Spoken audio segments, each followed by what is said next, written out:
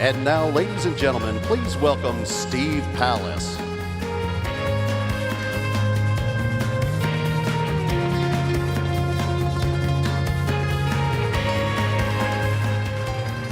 Well, good morning, everyone, and welcome to CSI Customer Conference 2016. And we're delighted to be with you this year at the beautiful JW Marriott Resort. And I'm sure, as you probably know by now, San Antonio is just a wonderful and a vibrant city. And Texas is home to many of our customers, so we thought it was an ideal location, and we hope that you agree. So I guess I have to see, do we have any Texans in the crowd? That's a relief. I'm glad to know that. Well, this morning we're kicking things into full swing, but I hope you're already having an amazing experience. Yesterday's activities offered the opportunity to do everything from lounging by the pool to touring the historic Alamo. Some of you tasted wine and toured caverns, and others played golf or maybe just visited the spa. But whatever you did, we hope that you had a fantastic time. And then last night, hopefully everyone enjoyed the grand opening of the exhibit hall and the Fiesta welcome dinner. Was that outstanding last night?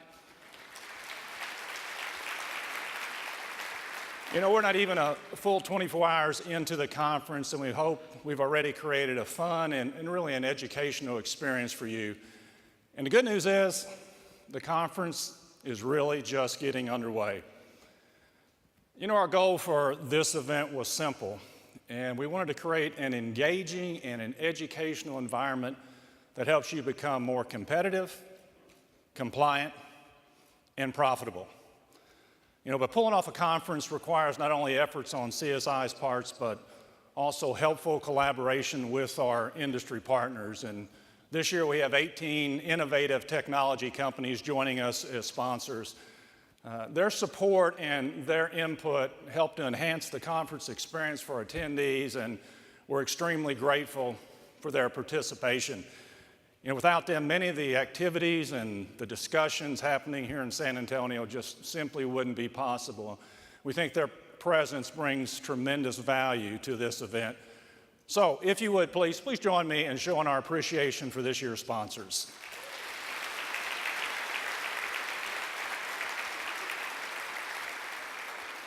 Thank you, and thank you again to all our partners who are joining us this week. You know, as we thought about this year's conference, one key phrase kept coming up in literally every conversation, and that was customer experience. And that's certainly a critical focus for CSI as a technology provider for community banks and global businesses. In fact, our top priority for really more than 50 years has not only been delivering industry-leading solutions that our customers expect, but also creating this service-first culture that aligns with your business objectives.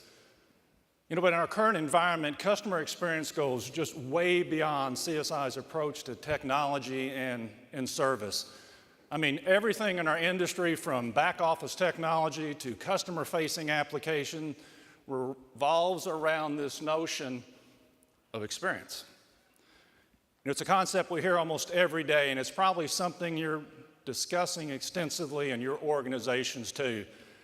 And that's because today's world has changed. And I'm sure every one of us knows that relationships are essential. As business leaders, we know that our success is built on cultivating these meaningful and these trusting relationships with those we serve. And that's not changed, nor will it. But what's actually changed, I think, and I think you would all agree, is the manner in which we create those relationships today. The way we're approaching customer experience 2 years ago is not the way we need to approach it today. And best to illustrate this concept, let's take a moment and consider the evolution of competition in our industry. You know, originally building your customer base was all about location, location, location. You know, where customers could go to deposit paychecks and store valuables. And banking at that point focused on strategically placing branches in the most convenient areas to gain customer acquisition. And that was the focus for a while. But then a shift occurred. Customers became less concerned about branch locations and turned their attention to rates, and fees. And it was no longer about the closest place they could go, but rather where they could go to get the highest rates on deposits and the lowest rates on loans. So customer acquisition transitioned from bank location to personal economics. But today, competition depends on so much more. It relies on the very concept we've identified as the theme of our conference, customer experience. You know, technology has all but eliminated the boundaries associated with banking.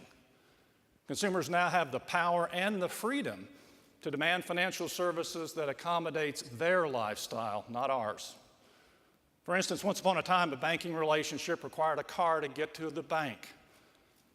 Obviously not so anymore. As long as a consumer has a smartphone and a fully featured banking app, she can deposit checks, send payments to vendors or friends, and open new accounts. But make no mistake, banking relationships are still very much in demand. In today's technology-driven world, consumers still want to experience your entire suite of services, but today it's under two conditions. And the first, that they encounter them on their own terms, which means any channel. And second, that they enjoy the same experiences they receive from their favorite companies, regardless of the industry. There's really no such thing as a banking experience any longer. There's only a customer experience. And then consider this. Back in June, we conducted our second annual consumer poll with the help of Harris Poll. We asked more than 2,000 adults nationwide about their banking habits and their preferences. And one question asked them about their willingness to bank with an online-only financial institution. Anyone care to guess what percentage said they would be open to such a relationship? You got a number in mind? It was nearly half. Of all those who responded to the poll, 49% either agreed or strongly agreed with the statement they'd be willing to bank with an online-only financial institution. And to me, that sends a clear message as to how important experience becomes in today's banking relationships. And so let's explore that just a little bit further. You know, when you separate respondents based on age, those numbers change a little bit. For both the millennials and the Gen Xers, nearly 6 in 10 are willing to bank with the likes of a Simple or a Movin', whereas for those 65 and older, it was only 3 in 10 that were willing to do so. And it only gets more complicated from there.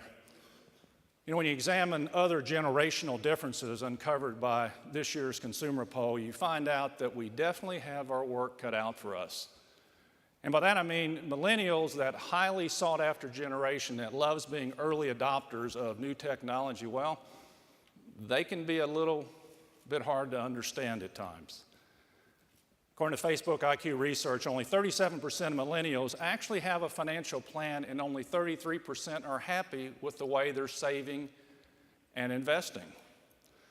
However, of all the generations surveyed in the poll, millennials were the least demanding that their banks understand their financial needs.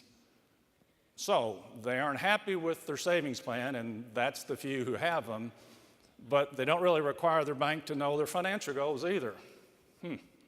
A dilemma. Does that sound like an opportunity to anyone else? It sure does to me. And more than that, it also gives us a clear indication as to what, as an industry, that we are up against. I mean, consumers, especially those 40 and younger, are looking to access banking services really under that same microscope as they do every other service that they utilize. From streaming music to TV to expecting unencumbered access across devices, they want the seamless experience across all these touch points. And that's why we have to start looking for ways with which we can provide a consistent and a personalized service through every delivery channel. Now, I realize that's no small order, but it's a challenge that we all must face. So then the question, how do we go about creating a seamless customer experience? Well, the most obvious place to start seems to be the digital channel. And here's why I say that. A resounding 90% of the consumers who responded to the poll either agreed or strongly agreed that they were happy with the digital offerings available to them via their bank, 90%. So they're happy today, but what about tomorrow? For sure, we cannot take their current satisfaction levels for granted, or worse yet, thinks that means our work is complete. I mean, new service providers are coming onto the scene every day. You see them. So we have to ensure that our digital solutions keep pace with the tech industry, not just the banking industry.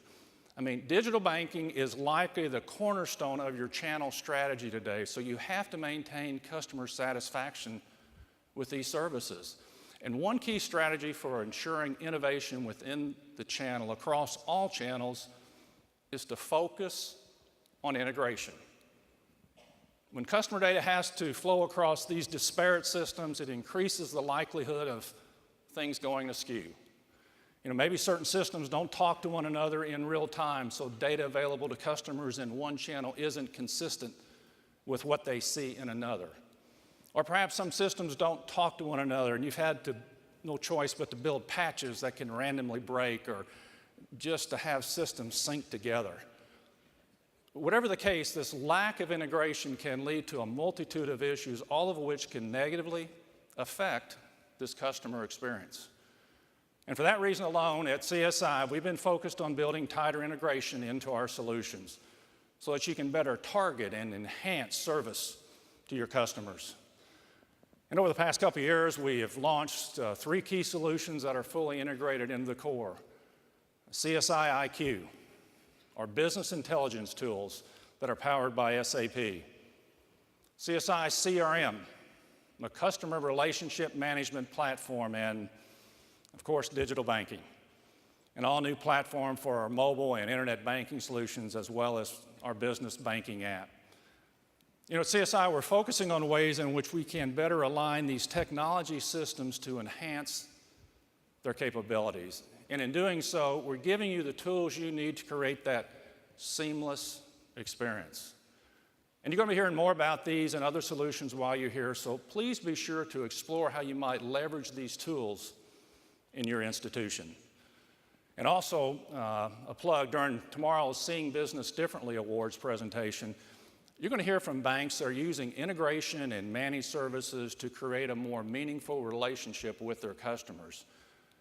For instance, these banks are using core integrated solutions to better mine customer data, to deliver services that put revenue on the bottom line. And they're also leveraging hosted technology and help desk support to get bankers out of the server room and out in front of their clients where they should be. So without question, this year's recipients have some really very powerful strategies to share, and they're going to do just that. You're really going to enjoy it. And in addition, they've agreed to participate on a customer panel, so they're actually going to offer details of just how they're using technology to see business differently and to enhance the customer experience. So please don't miss that general session tomorrow morning. You know, over the next 2 days, as we discuss the changes that are occurring in the industry, let's be sure and keep our focus on the future.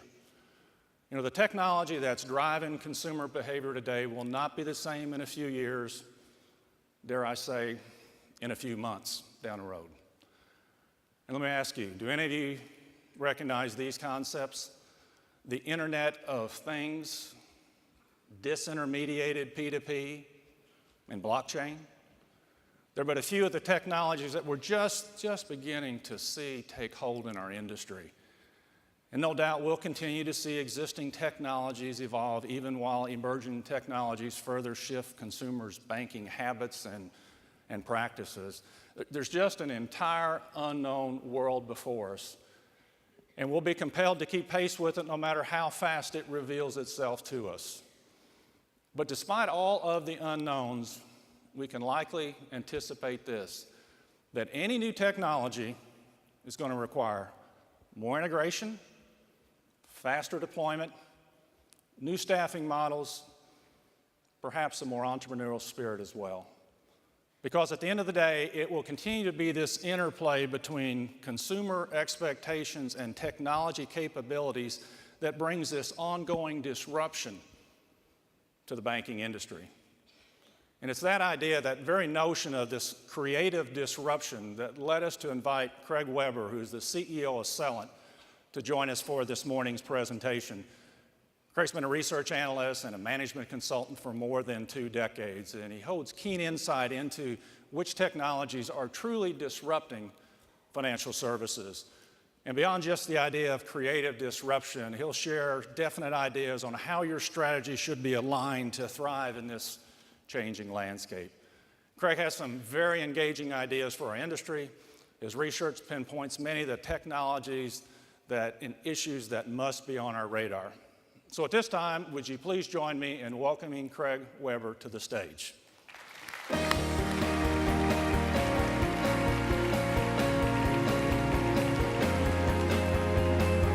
Thanks, Steve. Appreciate it.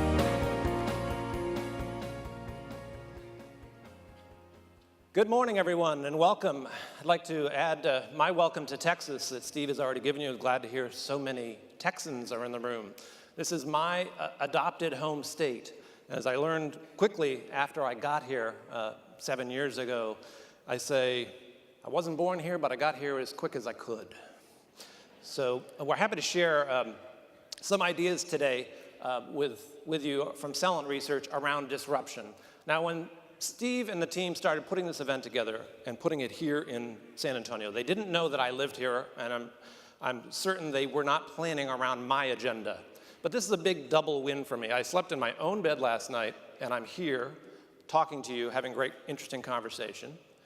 And I'm here talking about one of my favorite topics, really the thing that animates all of Celent immensely. So it's a big double win. I'm happy to be here. What I want to do today is first test your eyesight. Can everybody see that? What I would like to do is talk a little bit about disruption, kind of frame the conversation around technology and disruption a bit. I'll next look at where we are as an industry in the digital journey. And finally, we'll talk about how to execute on digital. I'll give you a little bit of prescriptive advice, unasked for advice, and some examples that I think illustrate some of the key points that I'm going to make for you. So let's jump right in. What is disruption? Why is it important? I like to start with an academic perspective, and that really illustrates that disruption is a very natural outgrowth of other things that have been happening in our industry for a long time. So going back a lot of years, Michael Porter, many of you probably have read, 5 Forces, still valid thinking today. He talks about strategy as the trade-off in performance, things that define a business model. So classically, you have features and functions and cost, and those two can be dialed up and down and are connected to each other, and that's your strategy. As a manager of a business, that's what you do. So that is fine. It still works today. But innovation kind of crept into the lexicon about 10 or 12, maybe 15 years ago. I particularly like Clay Christensen and Michael Rayner, and they define innovation as breaking those trade-offs, breaking the classic trade-offs that define how businesses run, and instead, usually through technology, doing something that fundamentally shifted the model. That leads us to disruption, which is where we are today. We are on the cusp of something really, really big, really important. Disruption is a theory of innovation, where technology changes the productivity frontier, success in the fringe markets, kind of a niche approach, eventually, upon success, makes its way into the full market. And so disruption is entering the lexicon, it's entering the consciousness. We don't think it has really penetrated banking completely, or insurance, or securities, or wealth management, or any part of financial services. And as Steve said, that represents an immense opportunity for this industry. So to put disruption in context, where are consumers? And this is interesting. Steve and I did not compare notes on a couple of our slides, but they say kind of the same thing. This was from a result from a Celent consumer study. And we were asking consumers to rank different industries in terms of their ability to deliver a great shopping experience by smart use of technology. We set the bar very high in this question. It's intentionally leading. No surprise, online retail is the place where a lot of customers see good things happening. Traditional retailers, the rest of that says with websites, is high on the list, but a distant second, I would say, to online retail. Banks, not surprisingly, are kind of up there. And I think that the reason for that is that the way consumers think of their relationship with their bank is pretty narrow. It's deposits, it's lending, it's payments. And those are functions that many of you have done today with your apps and your online presence. Down at the bottom of the scale, government. How about that? Particularly appropriate, I would say, in this election week to think, what will happen to that? Is government going to get better? Whoever you vote for, I think most of us are kind of cynical about government's ability to innovate and fundamentally change itself.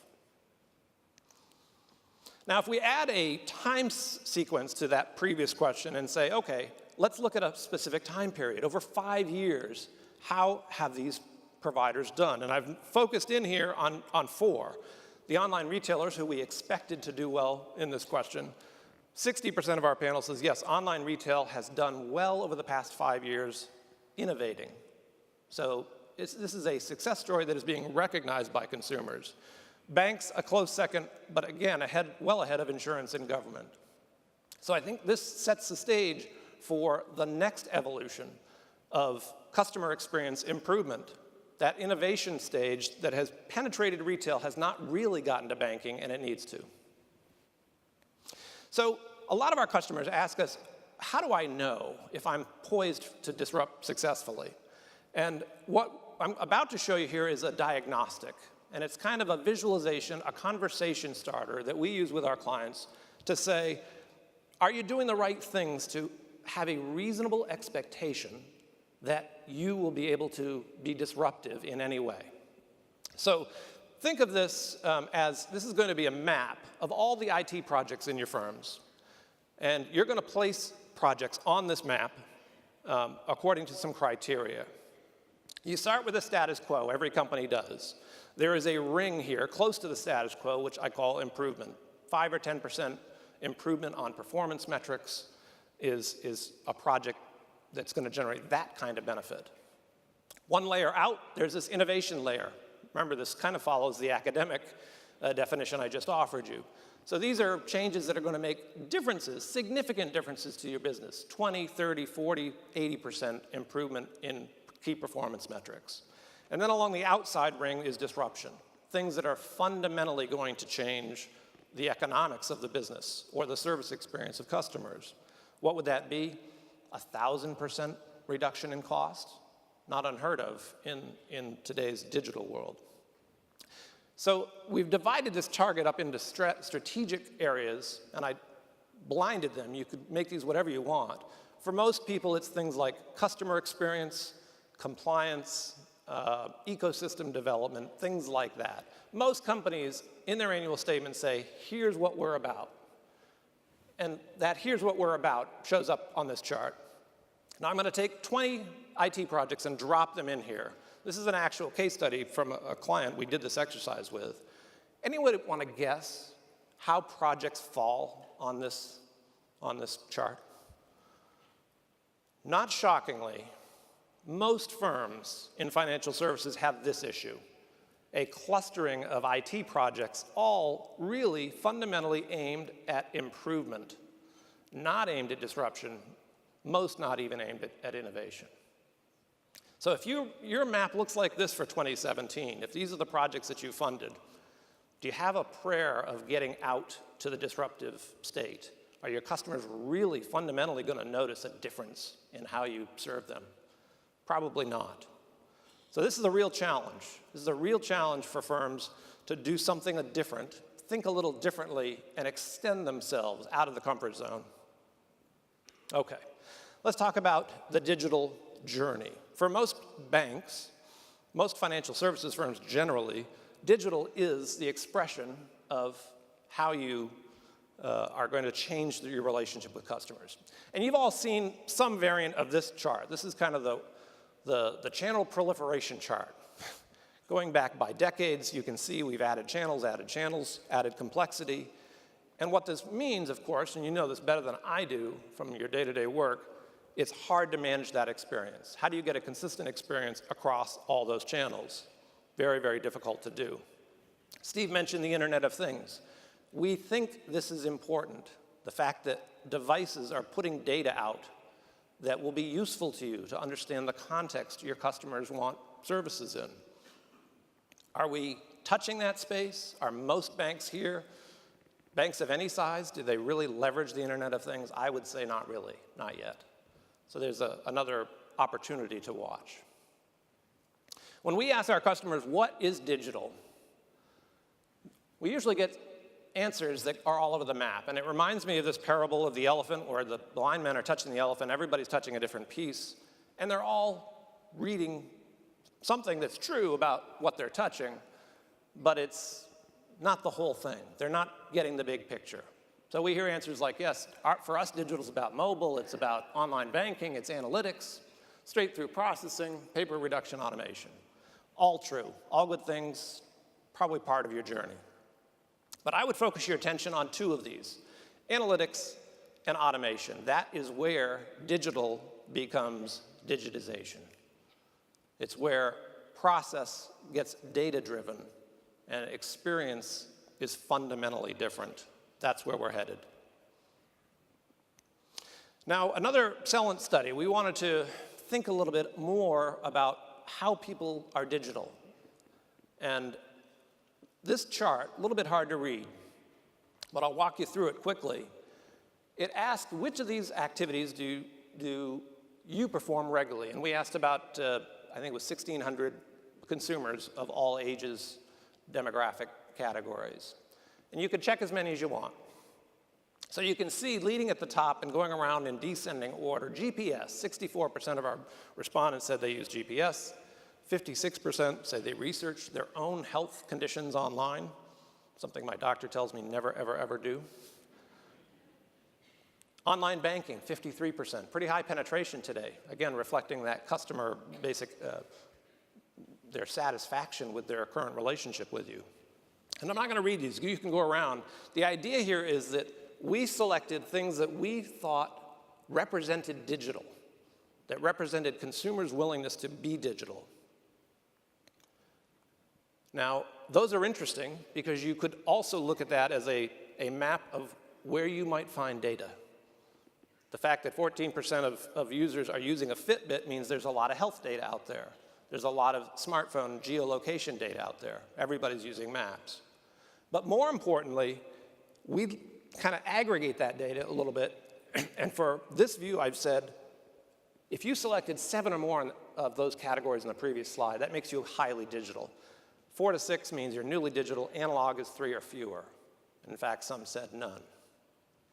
By this measure, 22% of your customers are already highly digital. They are poised for something digital. They like to think of themselves interacting with you in different ways from how it's been traditionally positioned.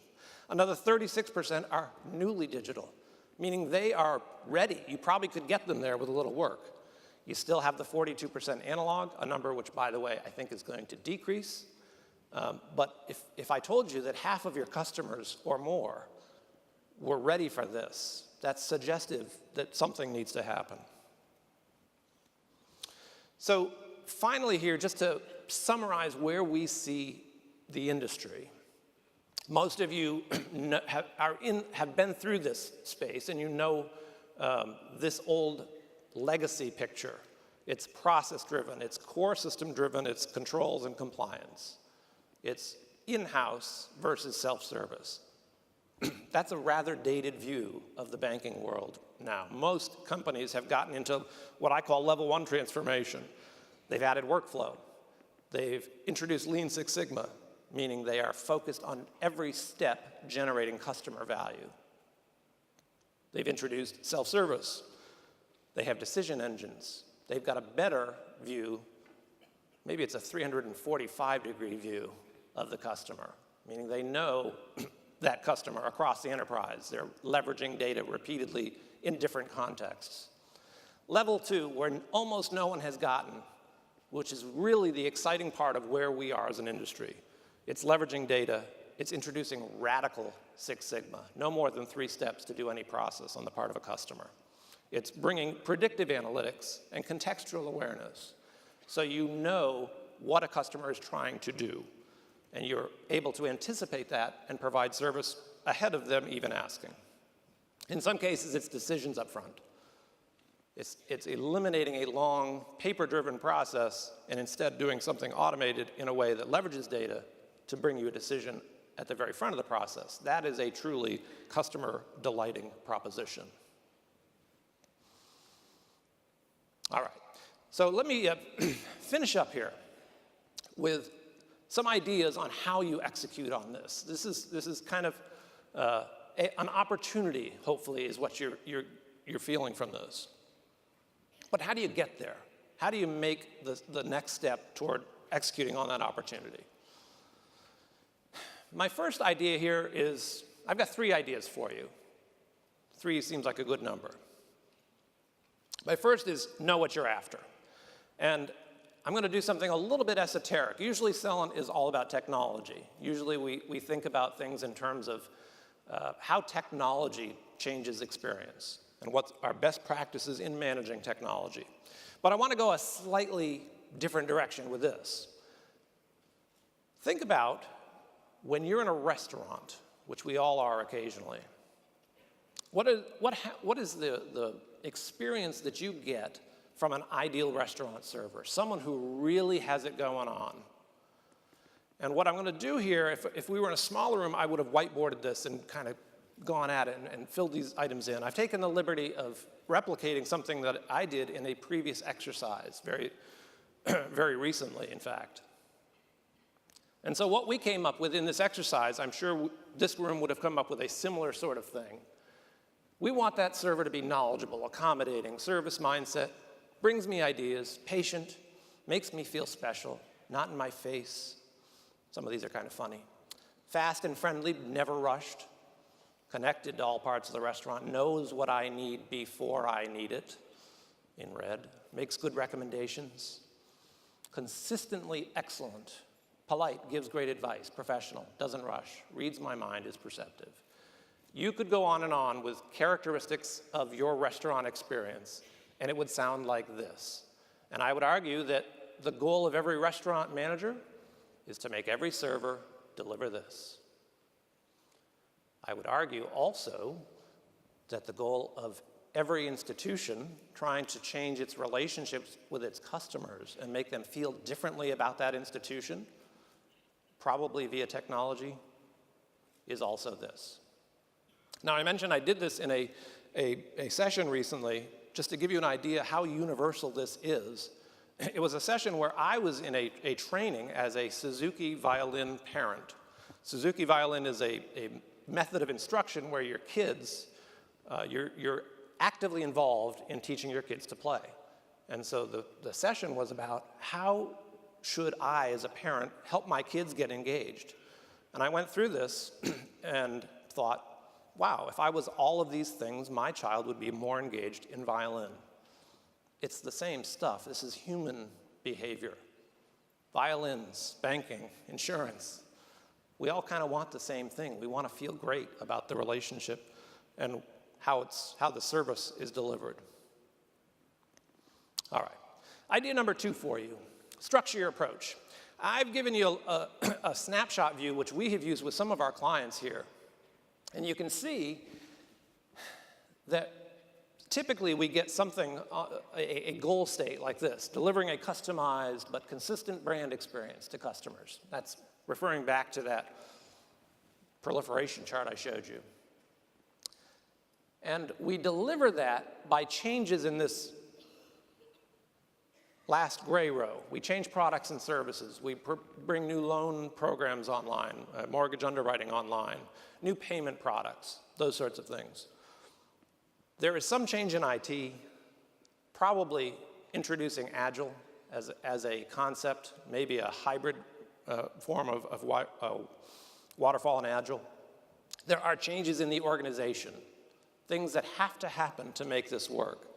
If you're going to get from where you are to a digital world, you need a better appreciation for data. You need data front and center. We see a lot of firms adding a chief digital officer title to the C-suite. We think it makes sense. It elevates the issue appropriately. And then, as I mentioned before, the two fundamental things that you need to build out within your organizations to deliver all of those changes are analytics and automation capability. This is what you have to do. You need data science. You need experience, user experience, and the science behind that. You need to understand how your customers are likely to interact with you via your technology. So you could make your own map. As long as you have a structure, I'm okay. Third idea,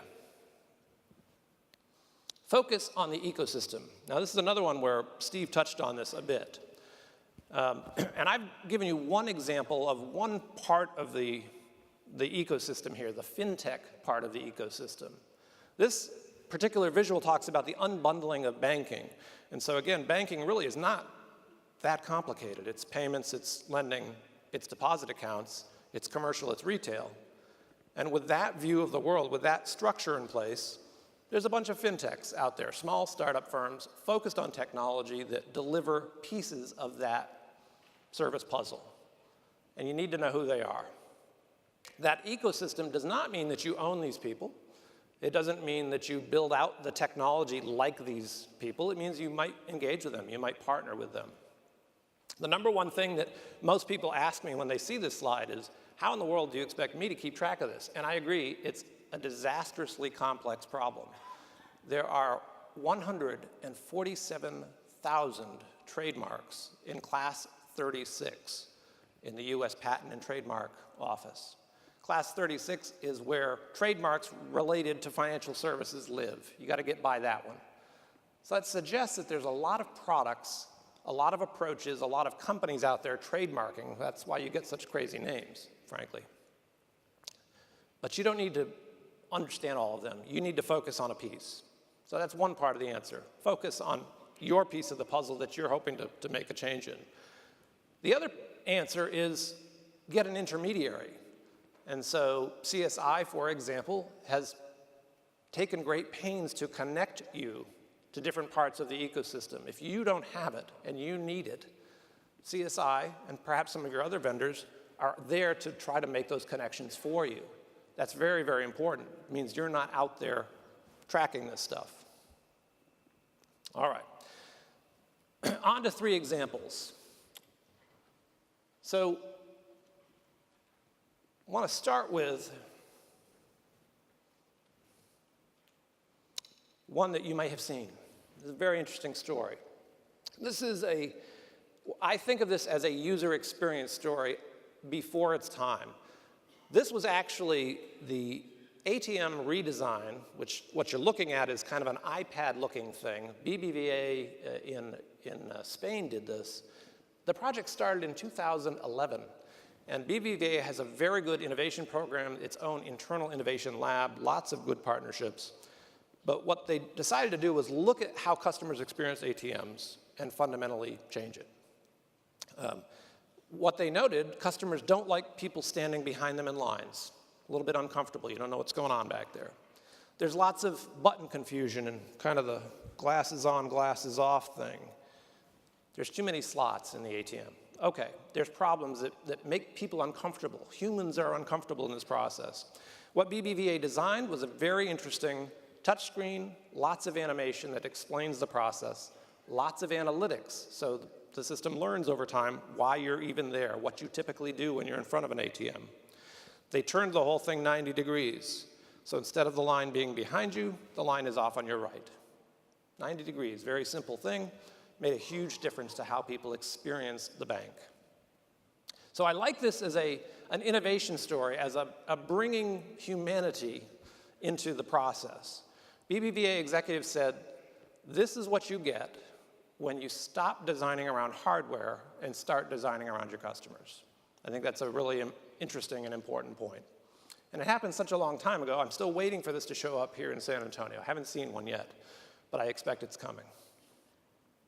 All right, let's go example number 2. This is about lifestyle engagement. This comes out of the insurance space.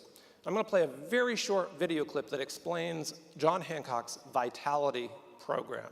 And I'll come back and explain what I think is interesting. Go ahead and roll the tape. Protecting your family is smart. Saving money on your life insurance is even smarter. John Hancock Life Insurance with Vitality brings you all the traditional benefits of a life insurance policy, plus additional savings and rewards that you can enjoy right now. Now your policy can pay you back for living healthy. Just keep doing the things you're already doing to stay healthy, or be inspired to do even more and watch the savings add up. After your policy is issued, you'll take a Vitality Health Review online to see how your health stacks up relative to your age. Then you'll get personalized Vitality Health goals for the year, simple tips to help you reach them, a free Fitbit device, and other convenient, easy-to-use tools to keep track of your healthy activities, like walking, exercising, getting regular checkups, and buying nutritious food at the grocery store. You can also take short online courses on a range of healthy living topics. The more you do, the more Vitality points you'll earn. And the more points you earn, the higher your status becomes. With each status level you reach, you'll be rewarded for your efforts with premium savings up to 15% in the next policy year based on the Vitality status level you achieved. You could also save thousands of dollars each year on additional hotel, travel, and shopping rewards. Together, your premium savings and rewards could really add up. See how your life insurance can save you money and reward you for living healthy. All right, so what did we see there? This is a data play and an ecosystem play, and it turns the traditional life insurance model on its head. Life insurers traditionally really they want your money up front, and eventually they're likely to pay you when you die. But the longer you stay alive, the longer they have your money. Isn't that interesting? So John Hancock said, why don't we partner with this Vitality, which is a South African company, and we will incorporate some interesting new twists into the life insurance buying process. Did you pick up on this? A free Fitbit when you get your life insurance policy, a free health exam online that helps identify ways that you can stay healthier, and a gamified approach to engaging you. Most insurance purchases happen and disappear from the consciousness very, very quickly. Most people do not think about their life insurer daily. So John Hancock really did a nice job here building out an ecosystem.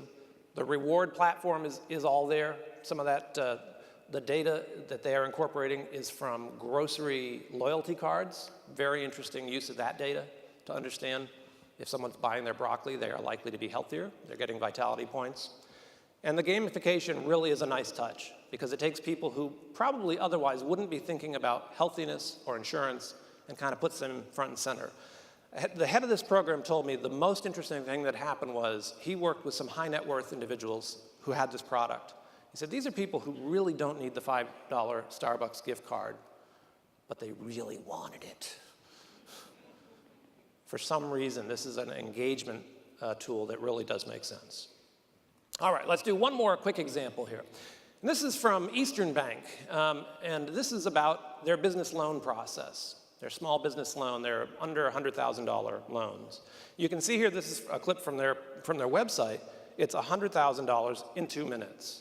How did they get there? It's a great story. We have a case study on it, a full case study, but let me give you some of the highlights.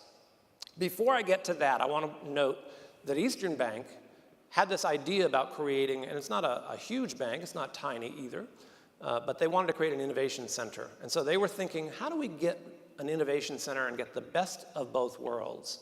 What this really wants to show you here is that the strength of any bank is in the data and the trust relationship it has with its customers. Some regulatory experience. And that's offset by the weaknesses of slowness, risk aversion, traditional process, traditional thinking in silos. Compare that to what fintechs, these small firms, these small logo firms that I showed you earlier are. They don't have data, they don't have brand, they don't have budget, they don't understand regulations generally. Apologies if there are any fintechs in the room. But they do have speed and they do have attitude. And so how do you get the best of both worlds? Well, Eastern Bank decided to put these two together. They built their own in-house innovation center that is specifically designed to get the best of both worlds. You take the strengths, you obviate the weaknesses, you get some additional synergies.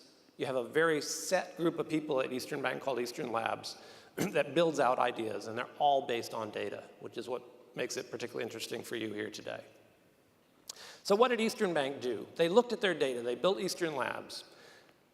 they started noticing in going through their data that a lot of their small business customers were making payments to other banks. So that meant they had loans with other banks. This is an opportunity.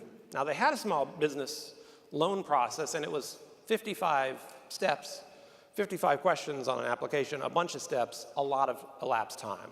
What they decided to do, based on the data-driven approach that they took, was approach people with an offer, automate the processing of that offer online, strip out anything that was absolutely not perfectly 100% essential for their compliance reasons and for their underwriting quality, and deliver the whole thing paperless, digital, instantly.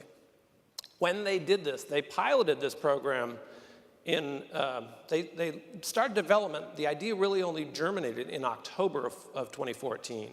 Their first launch was not more than 60 days later, which is very, very rapid. They took a rapid prototyping approach to solving this problem. They made a few tweaks.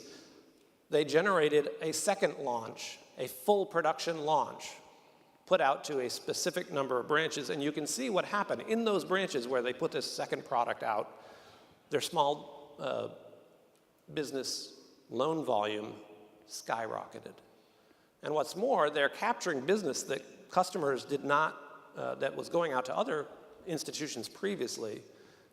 Very little change in the product itself, very little change in the rate, not really much of a difference in terms of other product features and functions. It was all about delivery, reaching out to customers. And the final step of this data-driven process is identifying customers who are a particularly good fit for this now and rolling out specific targeted campaigns to them in the ways that those customers engage. So this is a powerful case where data already in the institution is being leveraged to do amazing, amazing things. And the customers are delighted. So that is what I wanted to start you off with. I hope there are some interesting ideas in there for you. And I look forward to discussing over the remainder of our time here what the next stage of digitization looks like. Thank you very much.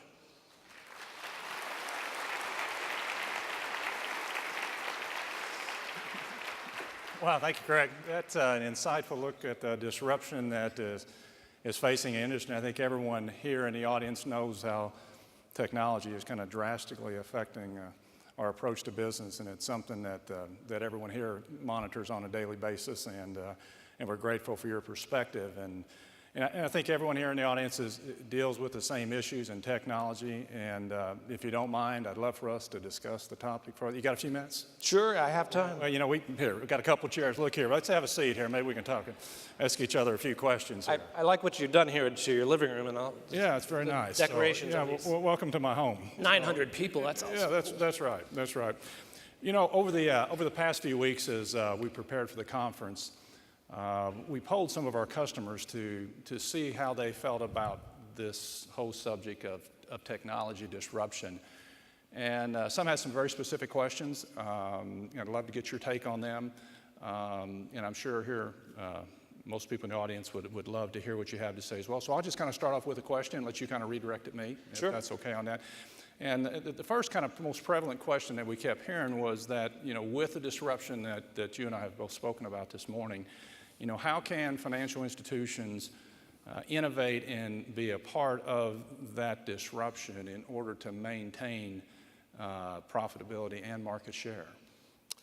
I think the answer, and you saw elements of this in the Eastern Bank case study, it's in part about getting out of your comfort zone. And so for every institution, you know, the core of what you do is not going to change. But if you don't bring in some outside-in thinking to how you do those things, you are likely to end up with results that are very close to the center, very close to the status quo of what you do. And so disruption for us, a lot of it honestly is about managing discomfort. And if you manage your discomfort and find a way to mitigate that, and it's something you actually have to do specifically, because if you just put people in their comfort zone and don't push them out some way, you're going to end up with a result that's very, very similar to what you've always ended up with. I'd particularly like to, and you caught this from some of my slides, the idea of bringing outside-in thinking from other industries, because these are not problems that are specific. You know, the idea of creating a customer experience is not specific to banks or insurers or wealth managers. This is something that other businesses have done and done effectively. Yeah, excellent. Your graphs, I think, brought up some points, kind of hit us between the eyes on some of the things that are happening and the different experiences. So very interesting. Yeah, I have a lot of affection for financial services and as an industry, and so I don't apologize for where we are. I like to challenge it a little bit, Right. but I truly do understand where people are coming from. It's not easy. This is hard sledding. Okay. Well, turnabout's fair play, so it's your turn to ask me All right. something I can share with the audience. All right. So when CSI looks across its customer base, what do you see banks doing to prepare for disruption that's coming from these companies that are outside the industry? You know, and I'm pleased to say that I think for a lot of our customers, the first step is, and hopefully this conference is doing that, is to recognize that disruption and these forces are real. And I see more and more bankers who are acknowledging that, and obviously supported by the type of information you've presented. And you know, this in a service-oriented business that we're all in, you know, everybody faces the same challenge with disruption. And there's no, you know, banking doesn't have a proprietary hold on this. And but you know, as I look at community banks, and from a personal perspective, I think it's because of technology, not despite technology, that community banks are going to be successful. And I think tomorrow, this audience will see when we get to the Seeing Business Differently Awards, and you see how companies are becoming extremely innovative in what they're doing and are thinking beyond the traditional means, the traditional silos and things that you've seen before. Because I mean, disruption is going to change things, but you know, I think customers will respond. And you know, one of the things I saw all those technology companies up there, one thing banks, I believe, are very good at, and that is managing risk. And because they've been dealing with risk the entire life cycle of community banks, and banks are very good at managing risk, sometimes the disruptive companies aren't quite as good at managing risk, and that's why I think that banks will certainly have an impact. And I think branch transformation maybe is one of the great examples of that, where the focus now seems to be, and I keep hearing them talking about focusing on value and relationships, not just on selling services. And that means that you have to be thinking about that experience differently. And you showed silos was a word you had up there. I see a lot of banks who are now trying to tear down these silos and make enterprise-wide decisions instead of compartmentalizing things as we have in the past, and creating these areas where information has become proprietary or not shared, and it inhibits this focus that you need to have from a corporate standpoint. And so I think bankers are certainly moving more towards these, you know, the innovative products and all. I think at the end of the day that disruptive forces are going to change the industry, but I also think community banks are going to be well positioned if they're listening and looking for ways to, you know, to do that. So great question. Another question for you, as I was talking with bankers as well, and that's really when you look out at what others in the industry are doing, what are the most common IT issues besides cost, that are interrupting their businesses today? Can you kind of give us your thoughts on that? Yeah, I mean, raw cost is the issue. A lot of the metrics, the traditional metrics we see, point to the continued focus on just raw cost, unit cost. I think there's some underlying issues that generate that cost and that prevent forward motion. And so we like to think about it in this kind of emerging new view as the run the bank cost versus the change the bank cost. And that plays out in IT. So there are things you do that you have to do that you cannot unplug, and that's the run the bank piece. The change the bank piece is underinvested typically. And so managing the IT budget and changing that expectation away from every year I'm going to reduce cost to some years I'm going to sensibly increase costs when I want to get something done or when I want to take a look at a new space. That to me is a kind of an emerging discipline. And where we see that being driven is by the C-suite, which is changing. And instead of having a pure CIO, sometimes now we're seeing the CIO, CXO, the experience officer role combined, or the chief innovation officer being combined with that IT role. That creates a field of play, basically, where investing, sensible investing in changing the bank is going to actually affect IT budgets. Excellent, excellent, good thoughts. Let's turn it back to you, and I wanted to ask about integration. You mentioned in your remarks a little bit about integration, and it's an essential component, obviously, in creating that omni-channel experience, that seamless omni-channel experience. What is your vision for creating an omni-channel experience for customers? You know, it's interesting. We did not compare slides, but as you're talking about this ecosystem and things, and that's really kind of at the heart center when we talk about our omni-channel experience and our vision, that we need to create this homogeneous ecosystem that kind of blends the integration aspect and the customer choice to deploy these integrated solutions and puts it in this ecosystem that continues to grow and to feed on itself. And you know, there's probably 3 or 4 components to when we think about our vision for omni-channel, and it begins with creating technologies that encourage adoption. The mobile banking app is a good example that we released, and it is designed to encourage more frequent adoption and more frequent usage, and putting things like card alerts and card on and off and remote deposit capture, things that take what we think is a very robust app and continue to add things to it that direct the customer to that device to which they want to use the most anyway, you know, based on the slides you had. I think our vision is also to take the physical and the digital channels and to blend those two together, and so that we eliminate the needs to ever go to specific locations or specific things. You could open an account at one location and not finish it, but then go to some other location or some other device and be able to use that device and be totally seamless, seamless and intuitive, just like we talked about a little bit earlier today. And so our roadmaps include an ability to look at those type of things. And then other things that you talked about with information, you know, how do you take this customer knowledge that exists within the enterprise and disseminate it across the entire bank so that people have that at their fingertips in order to be able to personalize that service experience. Before, a lot of things said in marketing CIF systems and others, it was very proprietary to certain departments of the bank, but how do you push that information out that helps to get back to that personalization, which is what everybody wants? There's this trade-off between being able to integrate and having seamless, but also be able to provide personalization, and we all want that. When you're at the restaurant, you want the personalization as well, and you want that server to know what you want, and you said before you even asked for it.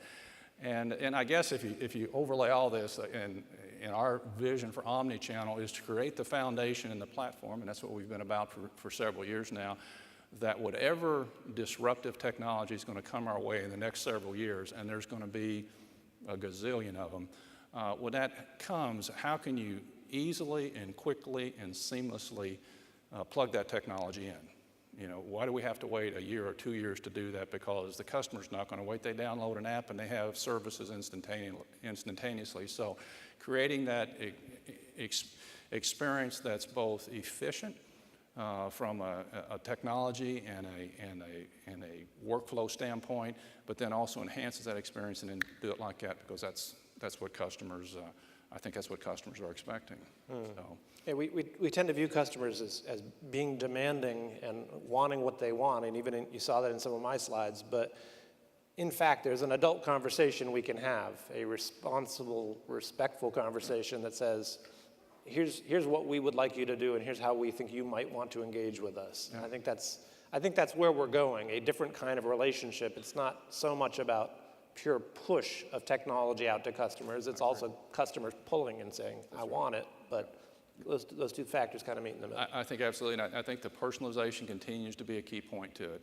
How do you know more about the customer? How do you anticipate the needs? How do you mine that customer data?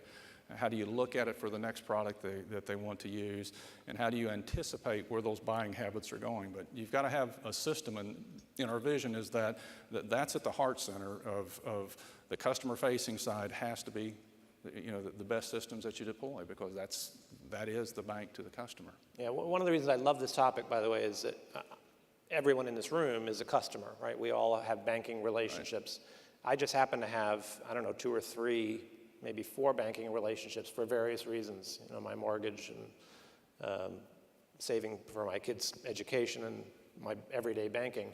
And they span the gamut from a very large national bank, which we all know, to very, very small local banks here in San Antonio. Yeah. And it's amazing what the difference is. And I frankly think the small banks have an advantage once they can harness it, which is they should know me. They should really know me personally and be able to be much closer to what it is I do with them.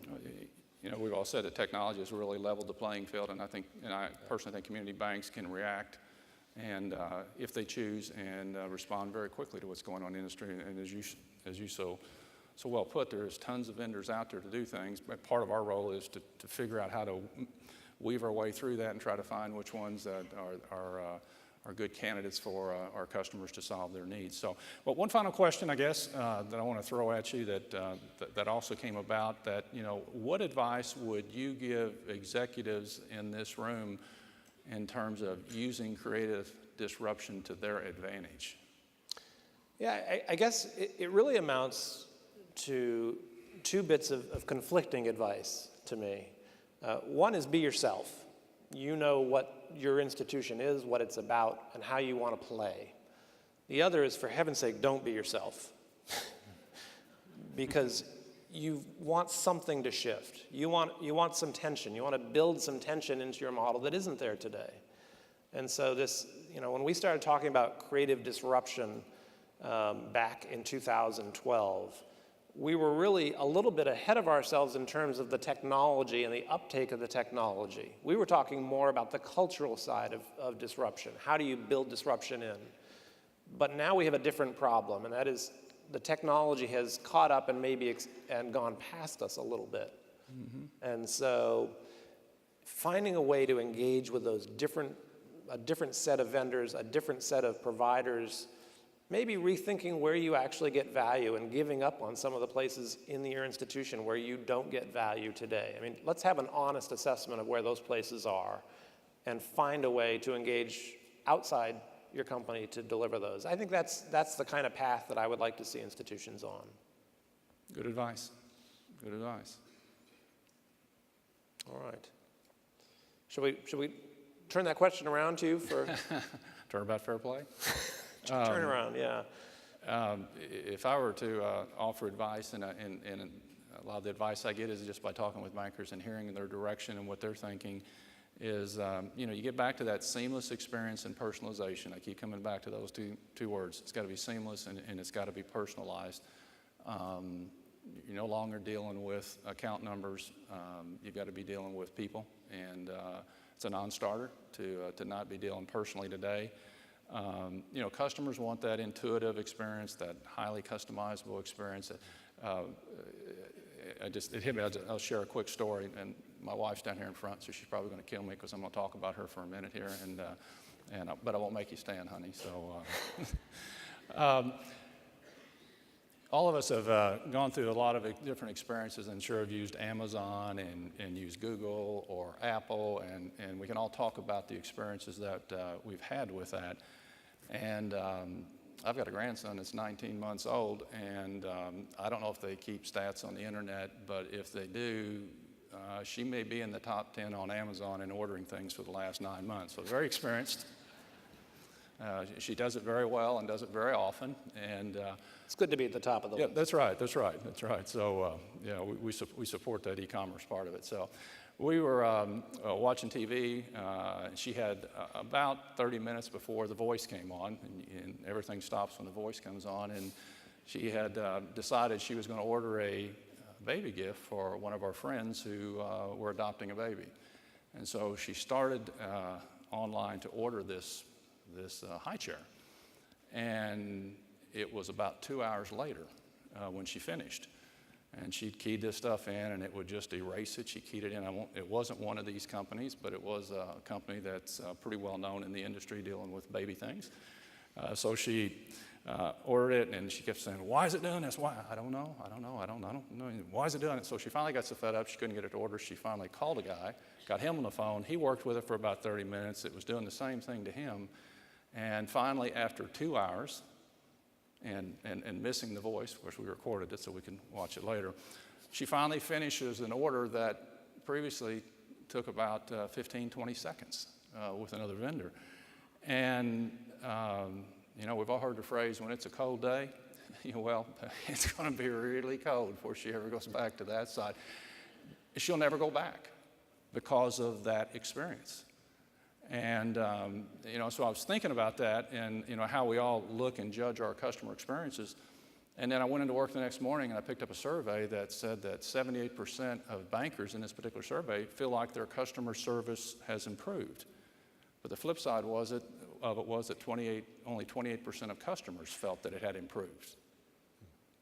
So there's a disconnect, between what we think and what a customer thinks and what that experience. But just like my wife, that touch point, how you experience that will either determine a loyal customer or it will determine someone else who can download another app in a heartbeat and go to another institution. And so, my advice is we've talked about customer-centric approaches and strategies for a long time, but we really have to walk the walk with that. There's been a lot of lip service given to it, but, are we really walking the walk? Are we doing the types of things that you identified in your presentation? And then I'd be remiss if I didn't say that I think I'd also have advice that in some cases, technology is an inhibitor in some of the community banks. Some outdated infrastructure does not permit the type of connectivity, the type of rapid speed that needs to happen in this world. And I would encourage everyone, as you do your capital planning, to be looking at ways that you continually enhance your technology and not wait to do it all at once, but continually to take it across the process. And I think that, I think the bottom line is that, the banks that provide this simple, seamless banking experience are the ones that are going to continue to have the loyalty and are going to continue to grow the business and are going to be stories that are talked about, just like what you talked about with your examples this morning. So with that, well, Craig, this is going to have to bring our time to a close, but I want to thank you again for your time, and would the rest of you please help me in thanking Craig for his comments? Thank you. Thank you, Steve. Thank you. Enjoyed it. I truly enjoyed the conversation, and I think we'd agree he's given us a lot to think about, and it's been an engaging perspective, hopefully for all of us on the disruption. And I want to thank all of you as well for being here this morning. Those of you who'd like to hear more from Craig, he has a breakout session at 3 p.m. this afternoon where he'll get into more detail on things. But before we